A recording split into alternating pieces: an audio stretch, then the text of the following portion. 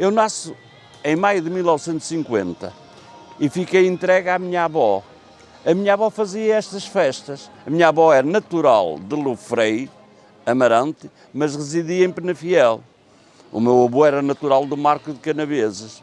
Então, como ela fazia estas festas, forçosamente teve que me trazer. Não me lembro, como é lógico. Mas Afirmo, mesmo 1950 que eu venho a estas festas. Só não vim durante o período da Guerra Colonial. E eu sou natural de Penafiel, mais precisamente da freguesia de Marecos, e até, para ser franco, de uma das zonas mais conhecidas de Penafiel, que é Serradelas. Nasci em 1950, portanto tenho 74 anos, e vim trabalhar para a Lixa em 1971.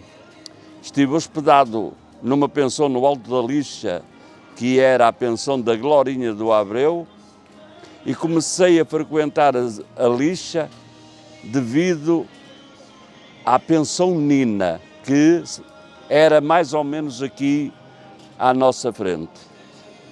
Essa pensão era frequentada, dizia-se na altura, por elementos da alta sociedade lixense, e eu fiquei muito sensibilizado por me aceitarem aqui na Lixa.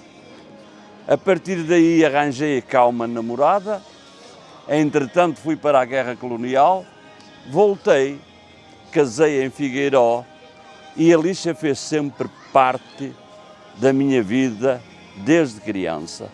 A minha avó, aqui na Lixa, vendia café, pão de padronelo, porque ela era de Lofrei, aliás, ela era mesmo de Moura, Lofrei. as famosas sêmias de Moura. As sêmias e o pão de 4 cantos, e vendia água doce também. Gostava de lhes contar só uma particularidade engraçada desses negócios. Ao lado da minha avó, a Lídia Peixeira fritava sardinhas. E a minha avó vendia o pão para a Lídia pôr as sardinhas. E então havia um conluio entre as duas, porque a Lídia dizia que não vendia sardinhas quem não fosse comprar pão à minha avó. Era muito engraçado isso na época. Eu tive uma sorte incrível de ter nascido no meio do século XX e ser criado por uma avó. Os avós dão uma liberdade imensa aos netos. E a minha avó, como eu era de uma zona, digamos assim, um bocadinho subversiva, a minha avó tentou todos os possíveis para eu sair daquela área. Então, desde muito pequeno, eu procurei os livros. A minha avó não sabia ler, eu fui a segunda pessoa da família a aprender a ler, e tinha várias tias e primos e tal. E quando eu começo a ler algo que é na escola, muito rapidamente ela me inscreve na Fundação Carlos de Gulbenkian. Eu sou o sócio número 390 da Fundação Carlos de Gulbenkian do Conselho de Penafiel. Ainda é hoje? Ainda tenho hoje o cartão da Fundação Carlos de Gulbenkian. O que é que isso significa? Significa que eu tenho um acesso a livros que para mim foi preponderante na minha educação. Então eu, que não fui criado pelo meu pai nem pela minha mãe, tive dezenas de pais que eram os escritores que eu lia. Muito rapidamente, e é na Lixa que isto começa, eu começo a gostar também da música. Era incrível a sensação que eu tinha dos alto-falantes a tocar. Era incrível mesmo. Eu, sei lá, ouvir quem? O Fernando Farinha, por exemplo, quando eu era criança, não é? Ouvir o Miúdo da Bica, eu era o Miúdo de Serradelas.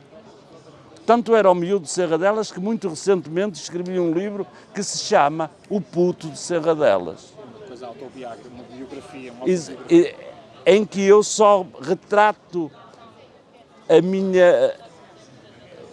só retrato um espaço temporal entre os 4 anos, que é a primeira lembrança que eu tenho, e os 14, que é quando eu me torno independente. eu sou franco, eu não consigo ver aquilo que os lixenses veem hoje. Se eu olhasse agora para trás, se eu falasse sobre o que está atrás de mim, sem olhar para lá, eu via ainda a Pensão Nina, eu via a Casa Pintainho, eu via mais acima a Tasca do Ferrador, eu via o Café Luso e via um local extremamente romântico para aquela época. Eu, por exemplo, eu hoje considero que um casal de namorados não se beija no centro da lixa. Perdeu o romantismo. Perdeu-se o romanticismo. Perdeu. Ora, como eu venho aqui desde criança, de facto, assisti a transformações das quais eu acho a mais radical a atual. Eu há bocadinho, em jeito de brincadeira, chamei à Praça José Joaquim Coimbra a Praça do Álcool. É interessante que isso também dá trabalho aos bombeiros, que eles tenham que pôr aqui 3 ambulâncias à disposição dos lixenses. Eu ultimamente tenho reparado que a lixa está a regredir intelectualmente. E eu tive umas reuniões com algumas pessoas daqui da lixa e gostaria de propor, mas teria que ser com a anuência das entidades, uma palestra mensal sobre cultura geral. Eu estaria disposto a fazer o meu maior esforço para trazer aqui algumas pessoas, mas claro que daria a primazia a pessoas do Conselho. Eu sou chapeiro de automóveis. Não me considero, nem nunca me considerei um intelectual, embora já tenha escrito vários livros e tenha feito algumas coisas na área da cultura. Eu iria adorar, Paulo, ser o primeiro a fazer uma palestra de cultura geral na lixa. Eu tenho uma neta, é a Catarina, e a Catarina representa para mim aquilo que eu acho que representei para a minha avó.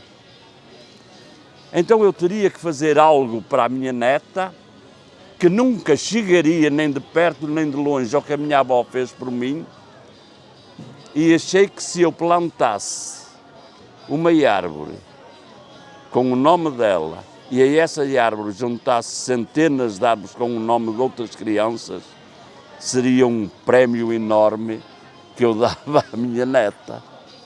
Mas, Paulo, por favor, não se meta nisso, porque se você chegar a alguém do ICNF e lhe disser que quer plantar uma árvore na Serra do Marão com o nome do seu neto, você está feito, que não é permitido. Mas se você depois juntar outro avô, que por acaso até tem 4 netos, e voltar a falar com alguém, já são 5 árvores. Tamanho ainda não é. E foi assim todo o ano de 2017, ou quase. Até que por fim a gente encontra às vezes as pessoas certas. E eu encontrei o presidente da União de Freguesias da Boadela, Sancho Várzea, numa caminhada em Amarante. Falei com ele, ele riu-se. Diz ele, uma mata? Eu não, um bosque ou uma mata. Diz ele, você está bom da cabeça? E eu, então porquê é que não plantamos? Diz ele, vou-lhe apresentar o diretor dos baldios. E apresentou-me o seu diretor dos baldios, o Sr. Álvaro Marinho. Os baldios da Boadela. Do baldios da Boadela. E diz ele, oi, vocês não devem estar bom da cabeça. Vamos lá ver então o local. Eu, entretanto, tinha filmado o local que gostava. Fomos lá, passado uns dias eu tive a anuência dos dois. Tenho fotos da primeira reunião que nós fizemos, das primeiras árvores que plantámos, e vão lá agora ver. Quantas árvores tem hoje? Neste momento ainda não chega bem a 2.000 netos, porque também o espaço é pequeno, mas tenho a autorização do Sr. Álvaro Marinho.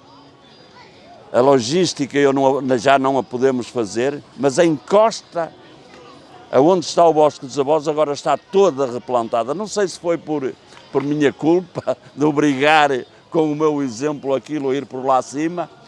deve ter lá cerca de 50 mil árvores. Você, ou qualquer outro, pode lá ir, escolhe uma árvore, georreferencia a árvore, depois terá que tratar dela. Mas o Sr. Álvaro Marinho autoriza que ponham, não lá no monte, mas na internet, com GPS, com tudo. Aquela árvore chama-se Matilde, ou Ana, ou Zé, e pertence do avô tal. Ela não será cortada, garantiu-me o Sr. Álvaro Marinho.